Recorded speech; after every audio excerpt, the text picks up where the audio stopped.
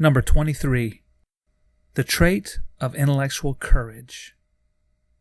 Blasting caps are made of HEI, intellectual courage. All of the traits are intellectual traits or habits of the mind. They are the intellectual dispositions that we accept and apply to ensure the proper mindset to make critical thinking possible. The first habit of the mind I will cover is intellectual courage. Intellectual courage is the willingness to explore those ideas outside of your comfort zone. It takes courage to honestly examine concepts, ideas, and arguments with which you may completely disagree with, while still remaining open to the possibility of changing your mind. Such an openness is a risk. You're risking a change, and you're risking the possibility of having to honestly admit that you are wrong.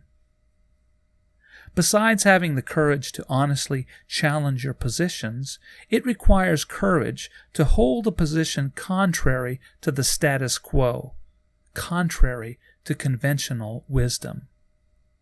Holding a position outside of the norm can be threatening to people. They may even respond with hostility. It takes courage to hold a position and be willing to defend it. Remember what happened to Socrates? He challenged the status quo with critical thinking questions, the so-called Socratic method, and eventually paid for this with his own life. For him, the pursuit of true wisdom and the examined life was worth it. When you think about how the disposition of intellectual courage helps in critical thinking, you can see that courage allows you to examine it all, even those things you have strong feelings against. You can't be a true critical thinker without having this willingness to survey the entire field. You limit yourself as a critical thinker by avoiding areas you find personally difficult, areas in which you already have a negative bias against. The opposite of intellectual courage is intellectual cowardice.